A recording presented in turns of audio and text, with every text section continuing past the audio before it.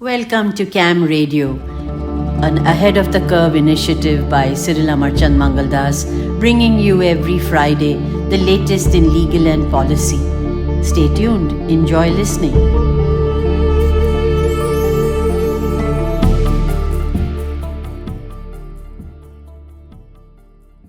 In over 40 years as a litigator, I have to say I have never seen that. I don't think litigation correlates with the economy. Certainly in some areas it does. Litigation relating to insolvencies and bankruptcies and the like, obviously, that correlates with downturns.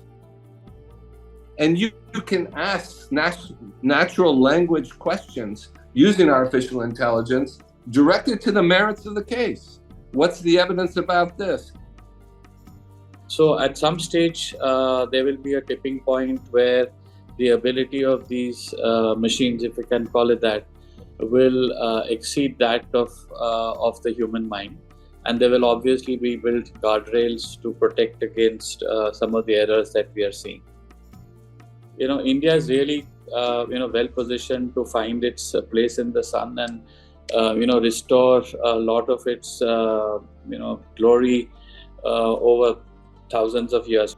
I think I am doing what I was put on this earth to do. I tell people I've never worked a day in my life.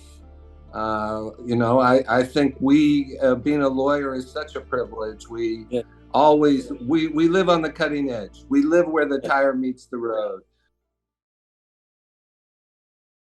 There's a famous quote: "The person who refuses to judge, who neither agrees nor disagrees, who declares that there are no absolutes and believes that they escape responsibility, is the person responsible for all the blood that is now spilled in the world."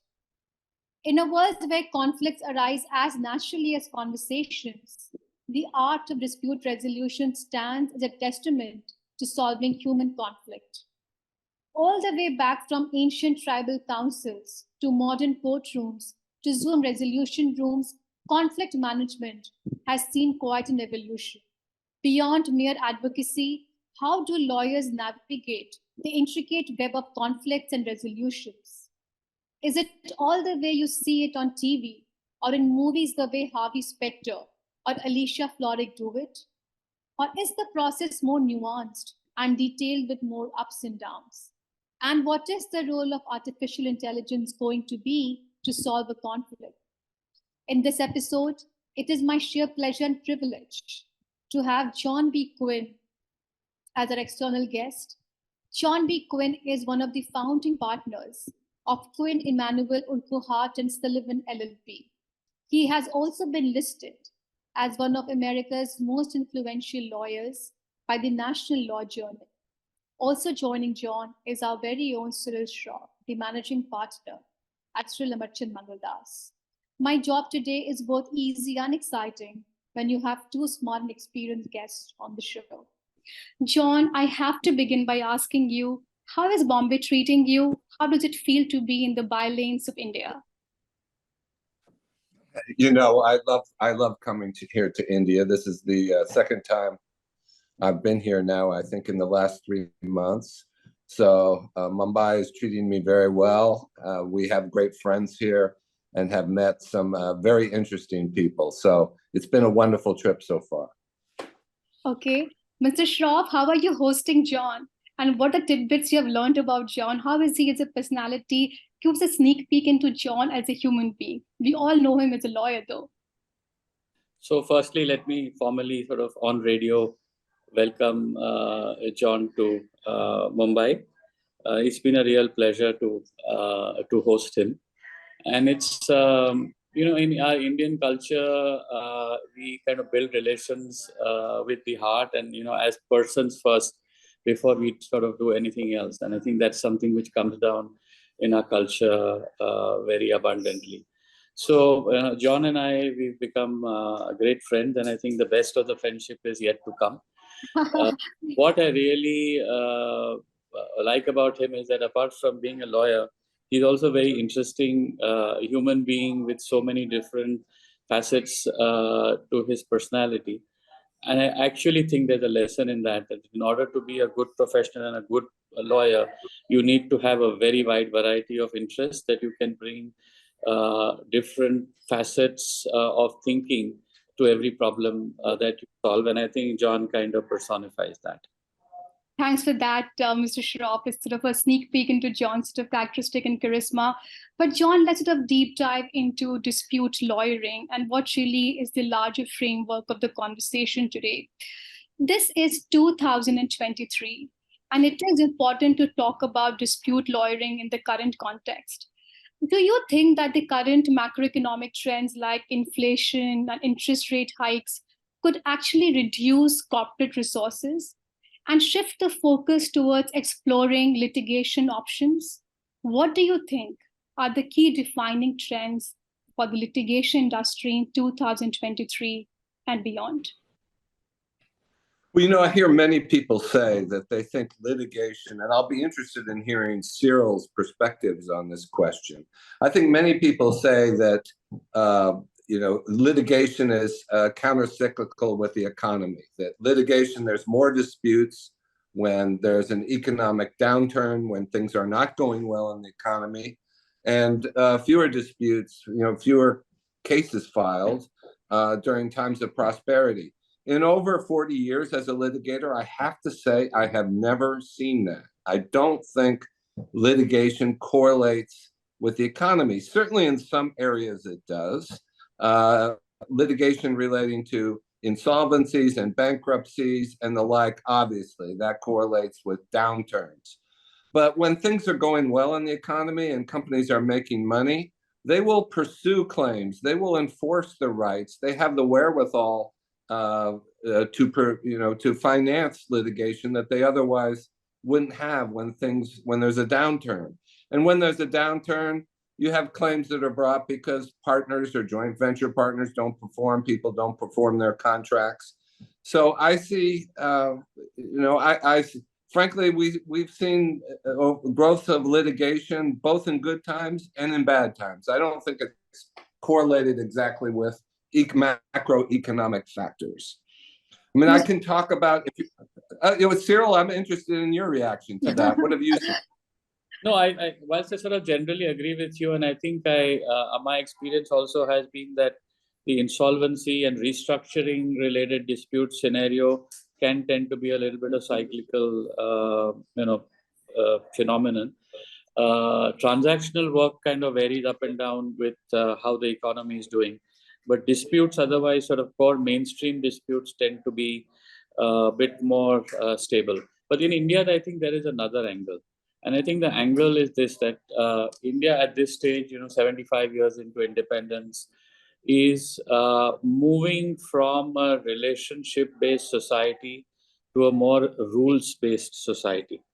And what that is meaning, I think, is that the policy and regulatory environment is becoming more masculine. It is becoming more activist as well. I think our court system being overburdened, it is not the preferred primary source where people resolve conflicts. So what has happened subconsciously, perhaps, is that the regulators and the state has actually come in to fill that gap. So we've seen a dramatic rise in regulatory litigation, much more than what you would see in Western markets as well. And those are also harder to resolve because underneath those regulatory litigations and activist, policymakers, there is a kind of a desire to see things right till the end. They can't easily be settled. So what we are seeing in India just now is slightly different from what you might see in the West. But the general comment that you made, John, I agree with you. And what this results in also is a little bit of playing a time arbitrage. When you know that litigation is going to take so long, there is at least one party who benefits by the delay. So it's good to sort of hear that and get a counter view, because often we do hear that macroeconomic factors do have an impact on litigation industry. I'm going to ask you a specific question, John. What are the three major types of litigation poised to fill the courts in 2023? And I would also like to get Mr. Shroff's view on back home in India. Well, if you had let me name four, just for the sake of Sure. the sake of completeness, just in a nutshell, the one thing that we've all learned coming out of the pandemic, I think, and we've known this for decades, but it's really brought home, I think, to everyone in the business world, and that is the importance of intellectual property capital.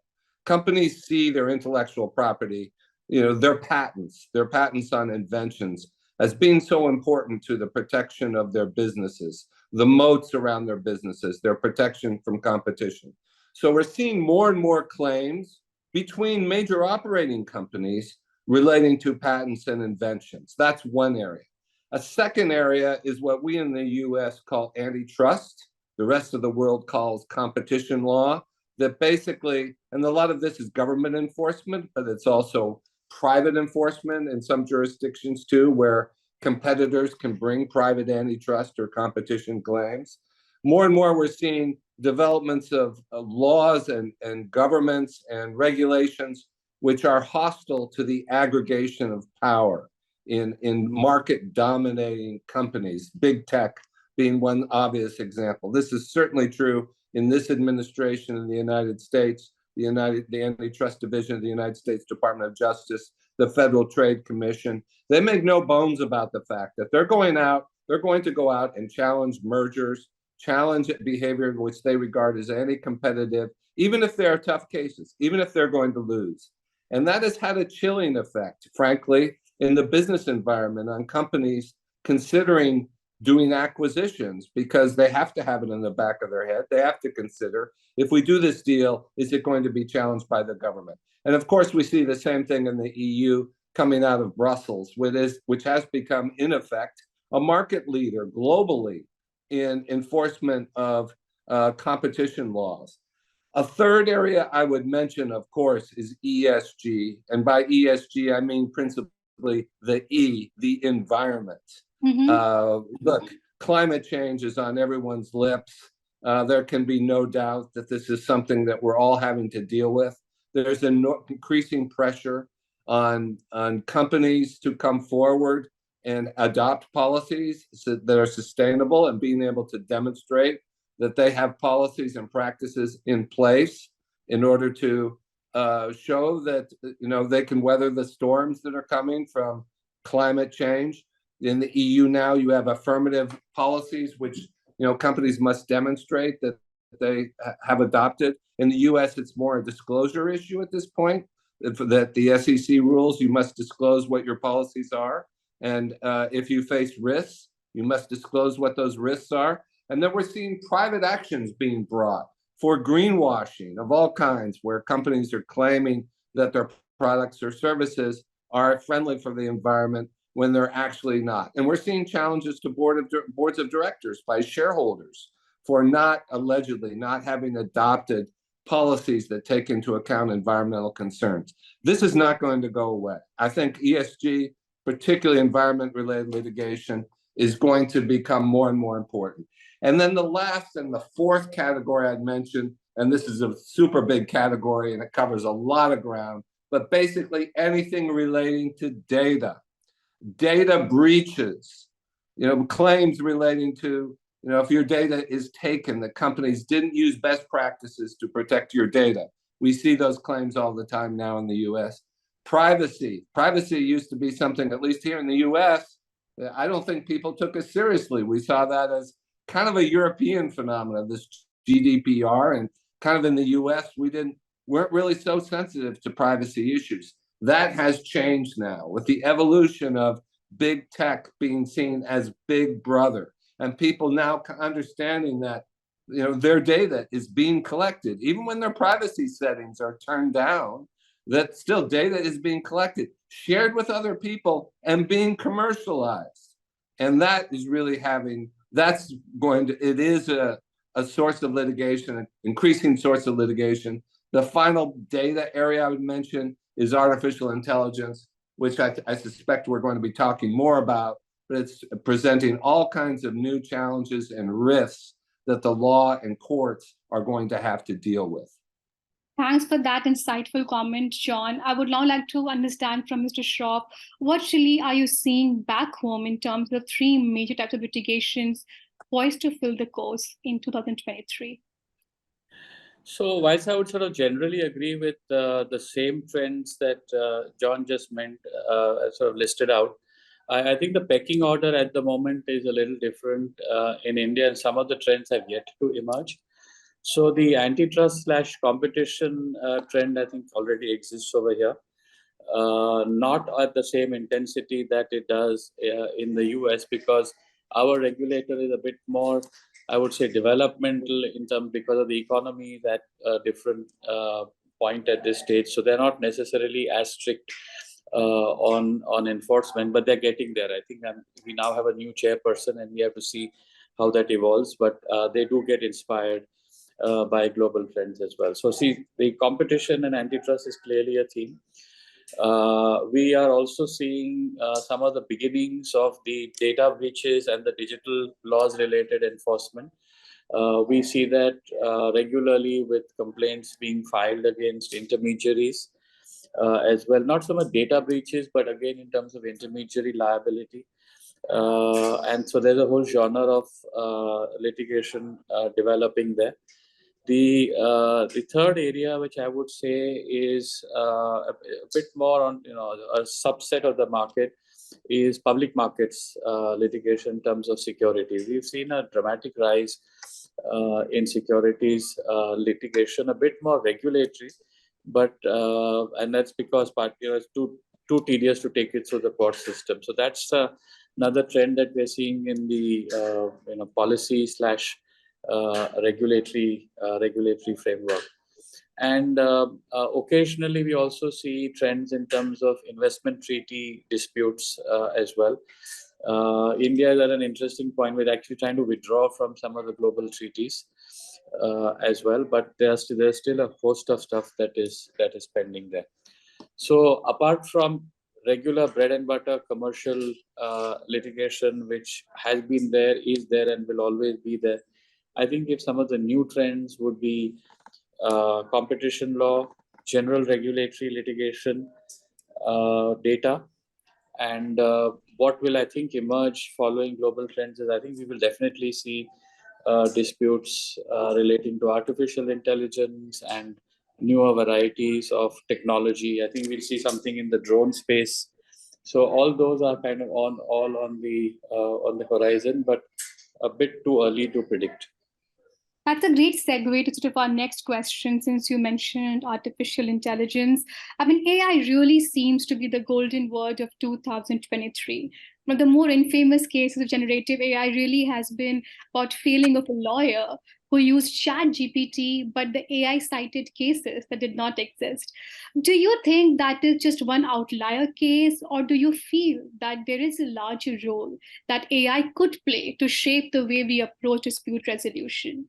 And are there any ethical considerations that come into play when technology takes center stage in the legal process? I would love to sort of begin with you, John, and also have Mr. Shroff weigh in on this one. I think there's no question that AI, generative AI, ChatGPT, and the other similar types of capabilities that are going to be developed and are changing at such a rapid pace are going to affect how law is practiced. They're going to affect the legal profession. There's just no question about that. And they also raise all sorts of new legal problems. We're seeing this now. There's issues that are rising in the courts now in the US, novel issues. For example, if the data, the training set for the AI program includes copyrighted material that's owned by somebody else, it's somebody else's intellectual property, does that use of that constitute copyright infringement? It's a novel question. It's being presented to the courts now. How about the use of data that's scraped from the web, from various websites, that's information about individuals that they have put out there? They put it out there publicly. You could say that it's not a violation of a right of privacy, but it's now being used for a commercial purpose. Their name, likeness, information is being used by somebody else for a commercial purpose. Maybe that wasn't contemplated. We're seeing cases asserting now that that's a violation of a right of privacy. And then we're seeing right of publicity. Then we are seeing privacy cases where companies are harvesting all this data and they're making use of individuals' private information in training these AI data sets. These are all novel issues that the courts are going to have to grapple with. The answers today, how these traditional legal theories will apply in this new context, remains to be determined. I also think this is going to have a very significant effect on the practice of law and on law firms, because these capabilities, these generative AI and ChatGPT give us the ability to query data sets with natural language queries and questions and get answers based upon the AI's analysis of the data. So in the process of litigation, you get a lot of documents, your own documents, the evidence from the other side's documents, and you can ask natural language questions using artificial intelligence directed to the merits of the case. What's the evidence about this? I mean, you can imagine a case that involves, say, just for example, what is the capacity of some type of factory, and was it exceeded? Did it meet the contractual obligations? You can ask those kinds of questions, and it will sift through the evidence and give you responses with citations to the documents, and do it almost instantly. This is the sort of thing that might take weeks for associates, for young lawyers to comb through the documents and read. It's really just extraordinary. Now, we do have the phenomenon, they call it hallucinations now. The existing systems are not perfect.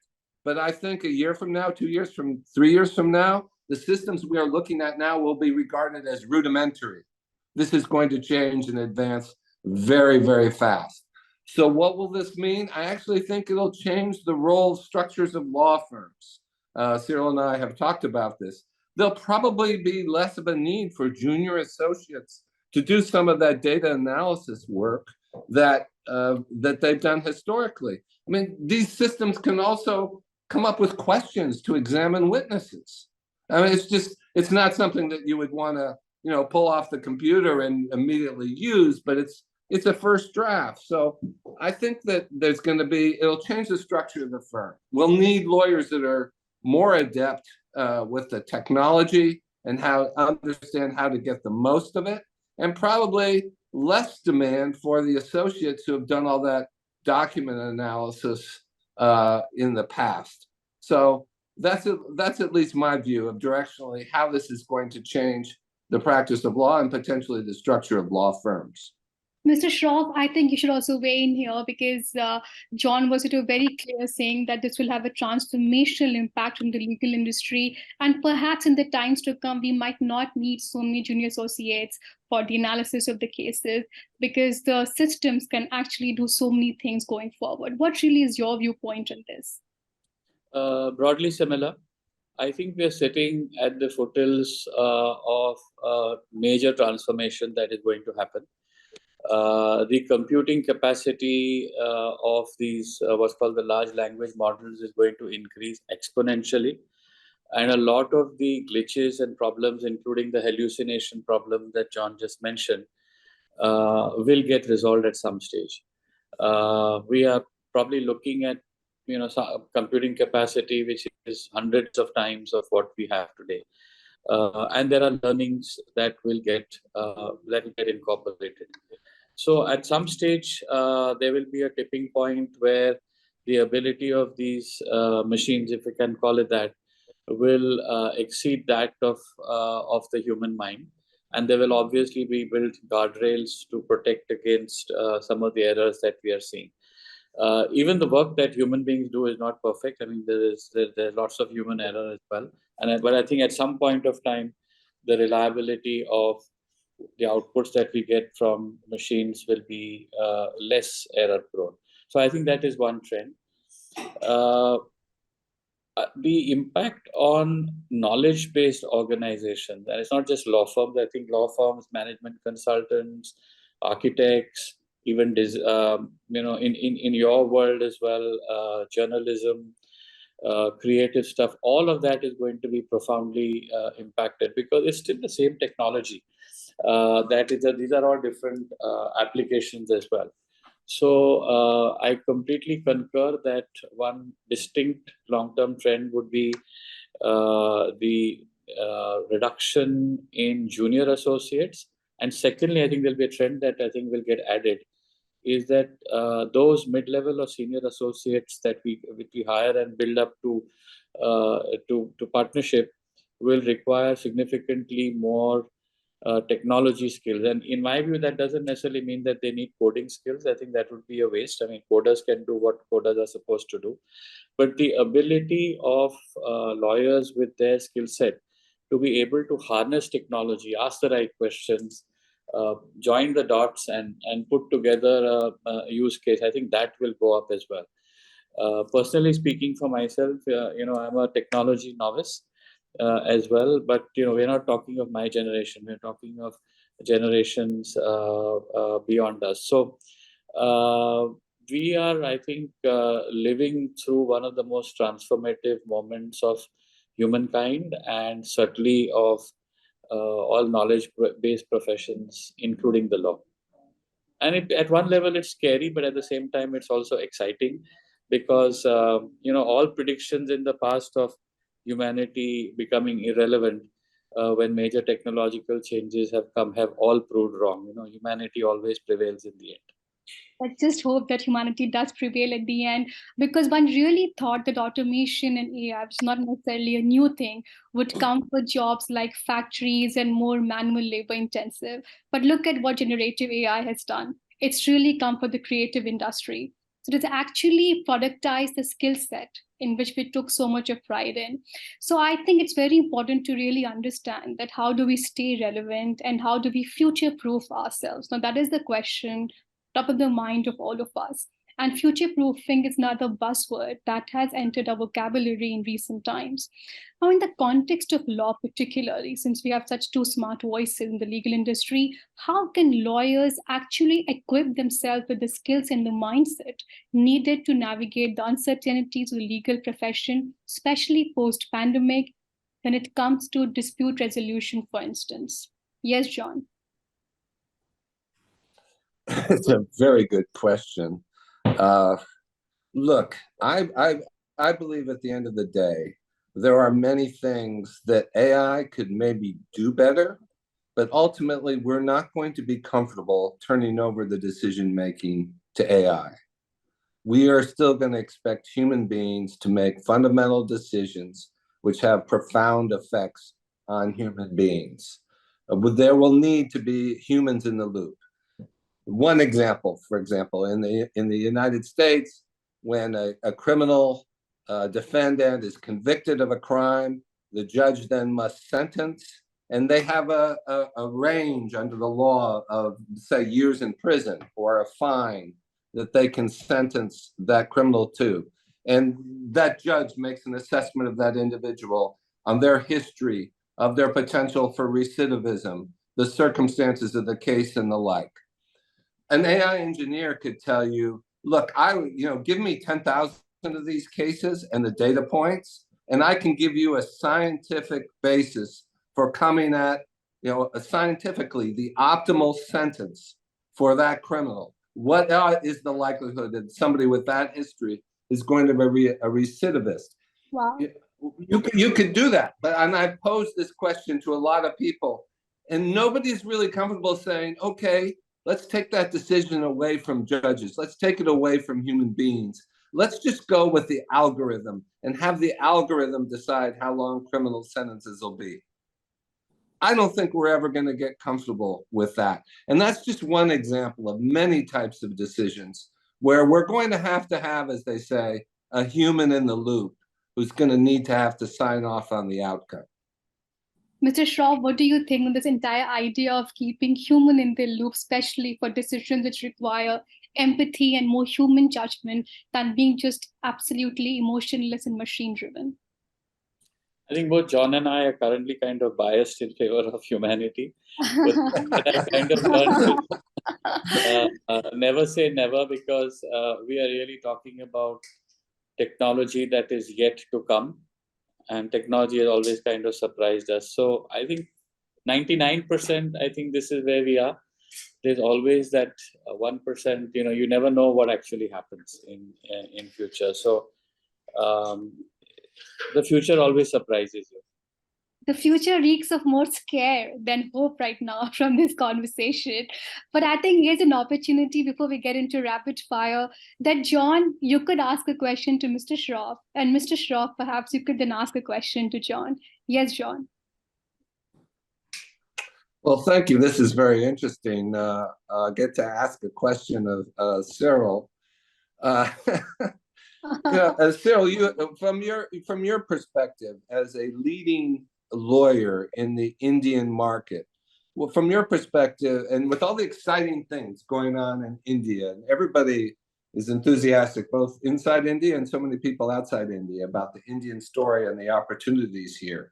How do you think the Indian legal profession, you and your firm, what is the role that you can play in helping to advance this optimistic, forward-looking future for India that everybody is talking about? What a great question, John.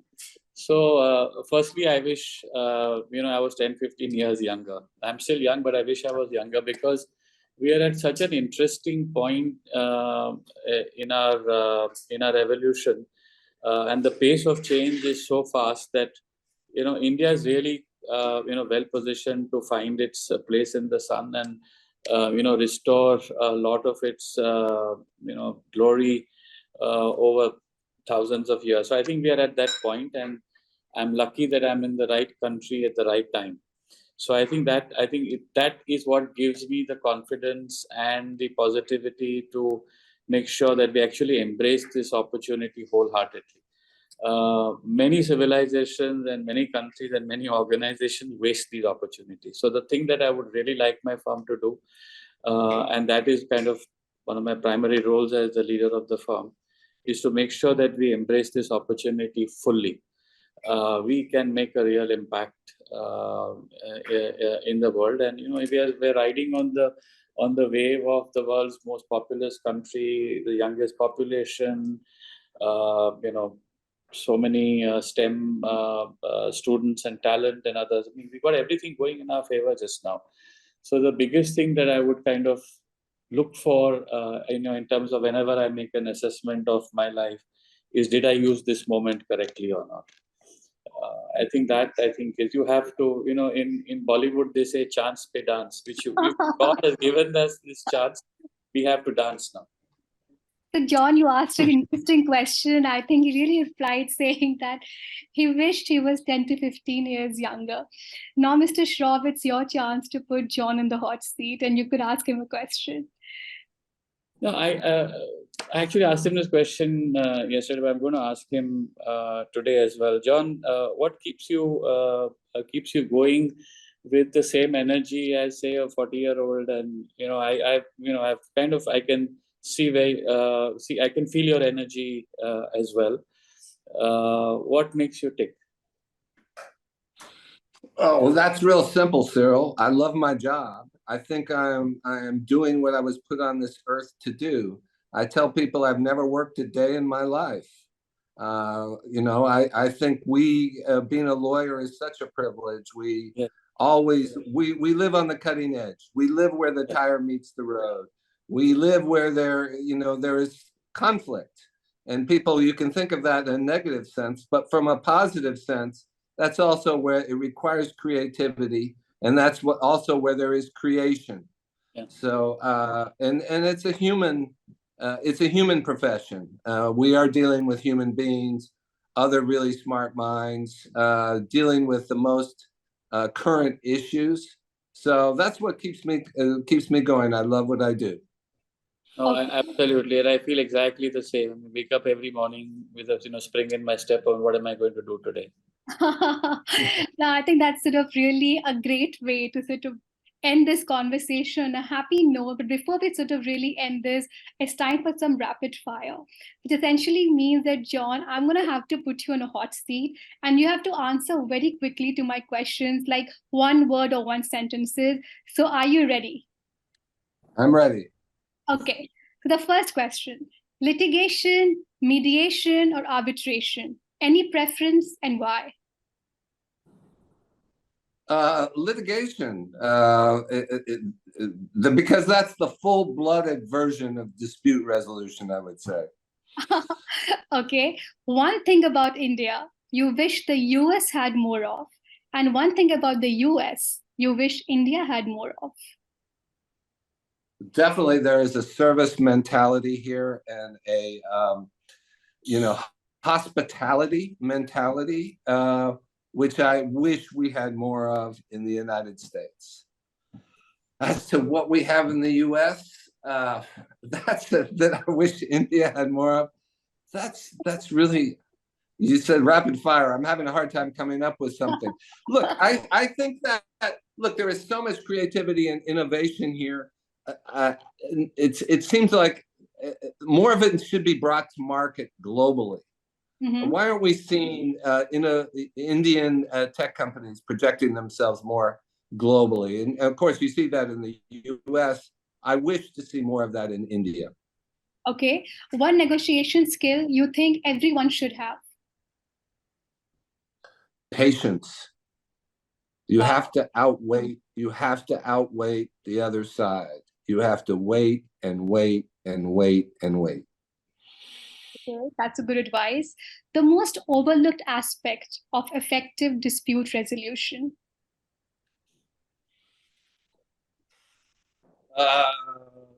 Putting yourself in the other side's shoes, I would say. And it's a difficult thing to do, right?